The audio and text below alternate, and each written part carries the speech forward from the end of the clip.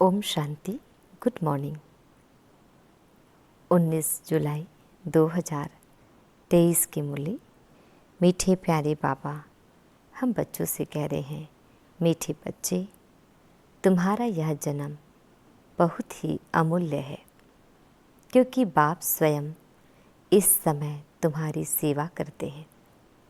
लक्ष्य सोप से तुम्हारे वस्त्र साफ करते हैं। बाबा का प्रश्न है, जो अल्लाह को सृष्टि का रचयिता कहते हैं, उनसे कौन सा प्रश्न पूछना चाहिए? उत्तर है, उनसे पूछो, जब अल्लाह ने सृष्टि रची तो रचना के लिए उन्हें फीमेल चाहिए? फिर बड़ी डाल, फिर छोटी छोटी टालियाँ निकलती है। तो बच्चों को समझाया जाता है, यह जो धर्म शास्त्र है, सर्वशास्त्रमयी शिरोमणि गीता, वह है थूर माना तना। उनके बाद बाकी सब ठहरे रचना। यह इस्लामी, बौद्धिक, क्रिश्चियन आदि यह सब कल्प वृक्ष के टाल हैं। गीता में भी लिखा हुआ है, मनुष्य सृष्टि का झाड़ है। तो यह झाड़ का राज बुद्धि में अभी बैठा है। इसका मुख्य थूर है आदि सनातन देवी देवता धर्म। इस झाड़ की भेंट बड़ के झाड़ से की जाती है। वह बहुत बड़ा होता है। झाड़ जब पुराना होता है तो उनका थूर माना तना सड़ जाता है, बाकी टालियाँ रहती है। यह भी ऐसे ही है। बच्चे जानते हैं, इनका थूर जो देवी देवता धर्म था वह अब है नहीं। परमात्मा 24 अवतार लेते हैं तो वह सर्वव्यापी हो नहीं सकते। सर्वव्यापी कहने का मतलब हर एक आत्मा के अंदर परमात्मा है, माना आत्मा ही परमात्मा है, सबके भीतर भगवान व्याप्त है, इसी को सर्वव्यापी कहेंगे। तो फिर 24 अवतार कैसे दिखाते हैं, है ना? तो जब अवतार लेते हैं तो उनको सर्वव्यापी कैसे कहेंगे? नई बात है ना। कितना बड़ा झाड़ है, थूर है ही नहीं। एक भी मनुष्य नहीं जो कहे हम आदि सनातन देवी देवता धर्म के हैं। तो सतयुग को लाखों वर्ष पिछाड़ी में ले जाते हैं। कितनी मुश्किलात की बात हो गई है। अब सभी मनुष्य दुखी ही दुखी हैं। सुखी कौन हो सकता है? सन्यासियों की बुद्धि में भी यह भेंट आएंगी नहीं कि यहाँ काग विष्टा समान सुख है और अथाह दुख है। यह उन्हों को पता नहीं है। अब बाप बतलाते हैं, तुमको अथाह सुख में फिर ले जाता हूँ। इस समय अपना पार्ट बजाए सभी कुछ करके छिप जाते हैं। यू पार्ट तो सभी बजाते हैं। इस्लामी, बौद्ध आदि सब छिप जाएंगे, ऊपर चले जाएंगे। कब?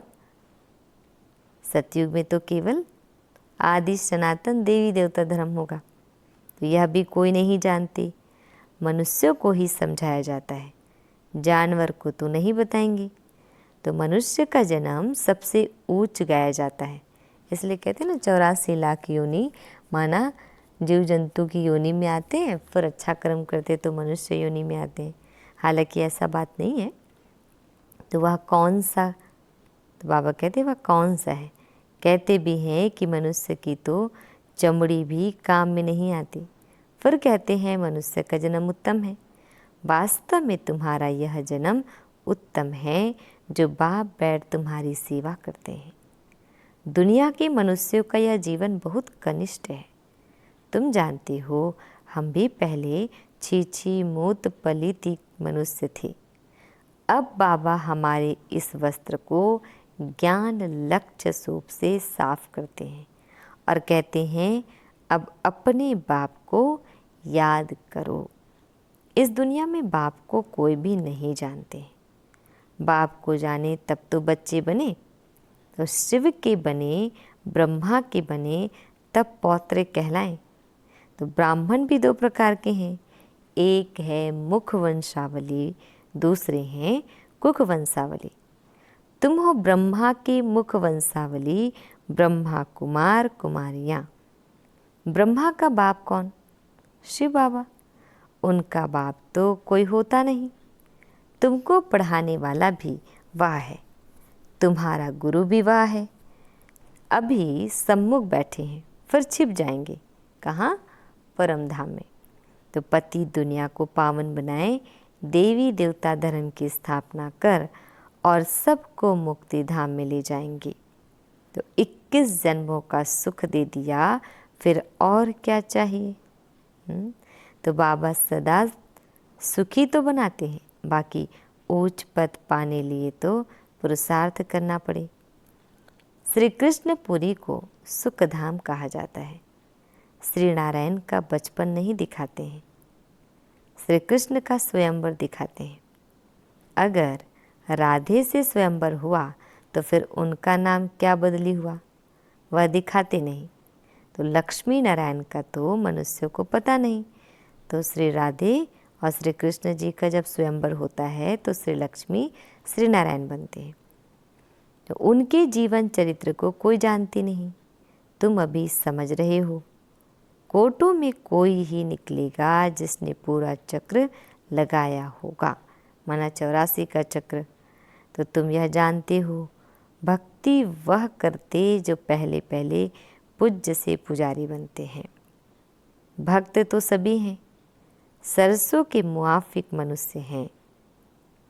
तुम जानते हो अब बेचारे सभी मौत की चक्की में हैं। अब तुम बच्चों को बहुत बड़ी बुद्धि मिली है। 84 जन्मों का चक्र बुद्धि में रखना बड़ा सहज है। हम अभी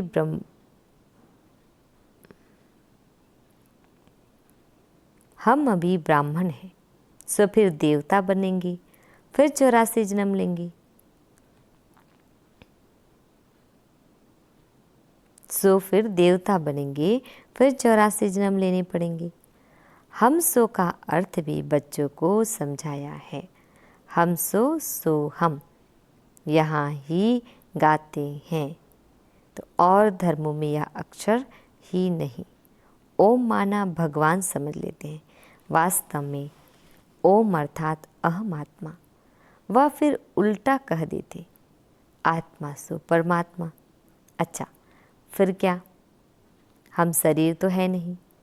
परम पिता परमात्मा तो ऐसे कह न सके कि अहम आत्मा मम शरीर। वह बाप कहते हैं, अहम आत्मा तो बरोबर है, हमने यह शरीर लोन पर लिया है। यह हमारी जुत्ती नहीं है, जैसे शरीर को जुत्ती कहते हैं। हमारे पैर है नहीं, शिव बाबा कहते हैं। हमारे चरणों की पूजा हो नहीं सकती। कृष्ण के चरण हैं, हमारे तो है नहीं। मैं हूँ ही निराकार। यूँ तो आत्मा भी निराकार है, परंतु वह 84 जन्मों में आती है। मेरा तो शरीर है नहीं, मैं अशरीरी हूँ। तुमको भी कहता हूँ, अशरीरी बनकर मुझे याद करो। तुम जानती हो बाबा आया हुआ है, उनका क्या पाठ है? पतित सृष्टि को पावन बनाना। निराकार तो जरूर कोई शरीर में आया होगा। मनुष्यों को पता ना होने कारण उन्होंने फिर नाम लिख दिया है,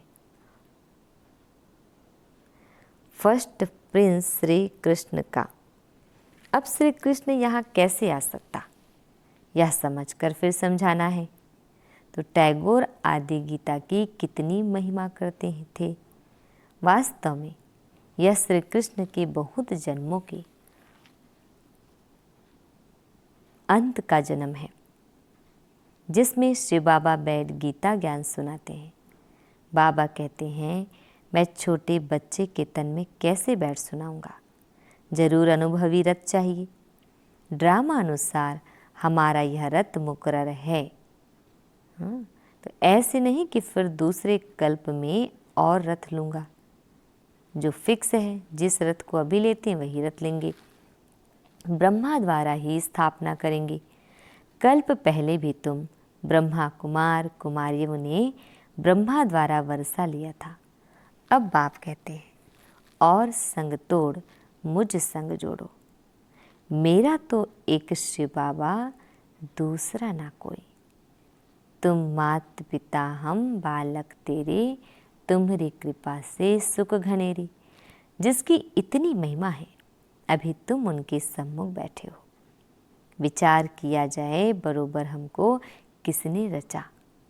कहते हैं अल्लाह ने रचा, तो ज़रूर अल्लाह की कोई फीमेल भी होगी। अल्लाह तो निराकार है, उनकी फीमेल फिर कहाँ से आई। तुम गॉड फादर कहते हो, तो फादर हमेशा रचता होता है। मदर ही ना हो तो उनको फादर कैसे कहेंगे। तो बच्चा पैदा होता है तभी फादर कहते हैं ना। यह किसको पता नहीं गॉड फादर की फीमेल कौन है। यह है सबसे गुह्य बातें। आदम बीवी दोनों हैं। आदम उनको कहेंगे तो फिर सरस्वती को बीबी नहीं कह सकते। वह बीबी हो तो फिर उनकी माँ कौन। यह बड़ी समझने की बातें हैं। बाप ही बैठ समझाते हैं। इस हिसाब से यह ब्रह्मा मेरी सजनी हुई, इसके मुख द्वारा रचता हूँ तुम बच्चों को। ब्रह्मा तन में प्रवेश करता हूँ, उन्हों को संभालने लिए फिर जगत अम्बा निमित्त बनी हुई है। आदि देव ब्रह्मा और जगत अम्बा सरस्वती, यह कौन है। विवेक कहता है ब्रह्मा की बेटी है, तो रचना कैसे रची। ब्रह्मा द्वारा रचा तो यह है बड़ी माँ। फिर संभालने के लिए मम्मा भी है, बाबा भी है। पहले नंबर में सरस्वती जाती है। जगत अम्बा की कितनी महिमा है। अब तुम समझ गए हो। हम सो ब्राह्मण बने हैं, हम ईश्वर की गोद में आए हैं। इसमें भी दो प्रकार के हैं, सगे और लगे। एक ही माता के बच्चे, फिर सगे और लगे का तो सवाल ही नहीं उठता। यहाँ भला सगे और लगे क्यों कहा जाता है। कहते हैं जो सगे बनते हैं वो प्रतिज्ञा करते हैं, हम पवित्र बन बरसा लेंगे। तो ऐसे पवित्र ही गद्दी नशीन वारिस बनते हैं। लगे फिर प्रजा में चले जाते हैं। सगे भी बहुत बनेंगे, फिर उनमें भी नंबरवार होंगे। जितना जो पुरुषार्थ करेंगे वह माँ बाप के तख्त पर बैठेंगे। मम्मा बाबा तख्त पर बैठते हैं तो हमको भी तख्त मिलना चाहिए, परंतु बनेंगे नंबरवार। तो यह है योग की यात्रा। बाबा को याद करना है, स्वदर्शन चक्र फिराना है, आप समान बनाना है। मेहनत करनी पड़ती है। आप समान बनाने में बच्चियाँ परिचय देकर बाप के पास रिफ्रेश होने लिए ले आती हैं। बाबा देखते हैं कौन कौन बाप से पूरा वर्षा लेंगे और सब तरफ से ममत्व मिटाए एक तरफ लगाएंगे। जानते हैं बाबा हमको विश्व का मालिक बनाने वाला है। बाप कहते हैं हम तुमको स्वर्ग का मालिक बनाएंगे। फिर चाहे सूर्यवंशी चाहे चंद्रवंशी बनो। तो बाप अपने आप सब कुछ कर रहे हैं, छिप नहीं जाएंगे। घड़ी घड़ी अवतार तो लेते नहीं हैं, उनको अपना शरीर ही नहीं है, वह एक ही बार आते हैं। तुम तो घड़ी घड़ी एक चूल्हा छोड़ दूसरा लेते रहते हो। मैं पुनर्जन्म में आता नहीं हूँ। कितना अच्छी रीति समझाते हैं। आगे यह बातें बुद्धि में नहीं थी। अनायास घर बैठे रास्ते जाते बाबा ने प्रवेश कर लिया। फिर मालूम पड़ा अब दिन प्रतिदिन सब बातें दिन में बैठती जाती है।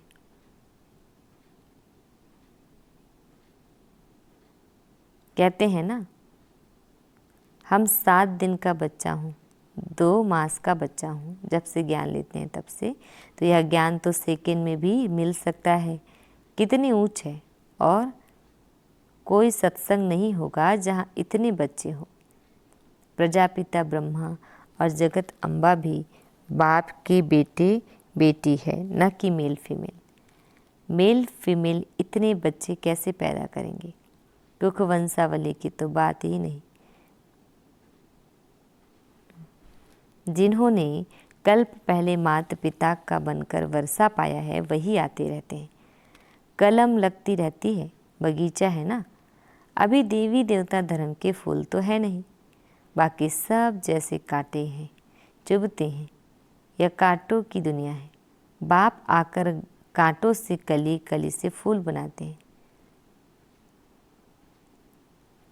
श्रीमत पर नहीं चलते हैं तो फिर गिर पड़ते हैं। बाबा समझ जाते हैं यह विकारों में गिर पड़ा। अभी तुम पतित से पावन बन रहे हो। बापू गांधी भी पतित पावन को याद करते थे, चाहते थे वर्ल्ड ऑल माइटी अथॉरिटी का राज्य हो। सो तो बाप ही स्थापन करेंगे। तुम जानते हो अब हमको इस कंसपुरी से श्री कृष्णपुरी में जाना है। भारत में सतयुग था, लक्ष्मी नारायण का राज्य था। 5000 वर्ष की बात है। 5000 वर्ष से पुरानी चीज़ कोई होती नहीं। लाखों वर्ष की तो कोई चीज़ रह न सके। देखो तुम बूढ़ी माताएं गुड़गांव से आई हो, माता पिता पास जिनके वर्षा मिलना है बाप से। बूढ़ियों को देख खुश होते हैं। 5000 वर्ष पहले भी आकर वर्षा लिया था। सारा मदार पुरुषार्थ पर है। तुम बुढ़ियाएं इतना ज्ञान उठा नहीं सकती। यह दादा बूढ़ा तो बहुत अच्छा पढ़ता है। तुम समझती हो जवान सरस्वती माँ अच्छा पढ़ती है। अरे यह तो ब्रह्मपुत्र नदी है, यह तो जरूर जास्ती पढ़ते होंगे ना। यह बूढ़ा सबसे तीखा है। वह तो फिर भी बेटी हो गई। बूढ़ियों के लिए भी है बहुत सहज। बाप दादा को याद करते रहो। ओहो शिव बाबा कुर्बान जाऊं, आप तो सुखधाम ले जाते हो। बस ऐसे खुशी में रहो तो भी बेड़ा पार है। हमेशा समझो शिव बाबा समझाते हैं, इनको छोड़ दो। ऐसे ही समझो शिव बाबा सुनाते हैं तो बुद्धि योग शिव बाबा पास जाने से विकर्म विनाश होंगे। मम्मा भी शिव बाबा से सुनकर सुनाती है, सदैव एक शिव बाबा की ही याद रहे तो विकर्म विनाश होते रहेंगे। अच्छा मीठे प्यारे बाबा, हम बच्चों को बड़े प्यार से विश कर रहे हैं। मीठे मीठे शकील दे बच्चों प्रति माता पिता बाप दादा का याद प्यार और गुड मॉर्निंग। रूहानी बाप की रूहानी बच्चों को नमस्ते। हम रूहानी बच्चों की रूहानी बाप दादाजी को याद प्यार और गुड मॉर्निंग। शुक्रिया बाबा, शुक्रिया। आज हम बच्चों को धारण करना है। फर्स्ट पॉइंट है गद्दी नशीन पक्का वारिस बनने के लिए पवित्रता की प्रतिज्ञा कर सगा बच्चा बनना है और संग तोड़ एक संग जोड़ना है। सेकंड पॉइंट है आप समान बनाने की सेवा करनी है। कांटे से कली, कली से फूल बनना और बनाना है। नए झाड़ की कलम लगानी है। आज वरदान है, बाबा हम बच्चों को वरदान दे रहे हैं। कर्मों की गुह्य गति के ज्ञाता बन, धर्मराजपुरी की सजाओं से बचने वाले विक्रमाजीत भव। डिटेल है, सजाओं के अनुभव को ही धर्मराजपुरी कहते हैं। बाकी धर्मराजपुरी कोई अलग स्थान नहीं है। लास्ट में अपने किए हुए पाप जमदूत के डरावने रूप में सामने आते हैं। उस समय पश्चाताप और वैराग्य की घड़ी होती है। छोटे छोटे पाप भी भूत की तरह लगते हैं। पश्चाताप की त्राही त्राही होती है। इसलिए उन सजाओं की फीलिंग से बचने के लिए कर्मों की गुह्य गति के ज्ञाता बन सदा श्रेष्ठ कर्म करो और विक्रमाजीत बनो। स्लोगन, जो तन मन धन से बाप पर पूरा बलिहार जाते हैं वही गले का हार बनते हैं। जो तन मन धन से बाप पर पूरा बलिहार जाते हैं वही गले का हार बनते हैं। ओम शांति शांति शांति।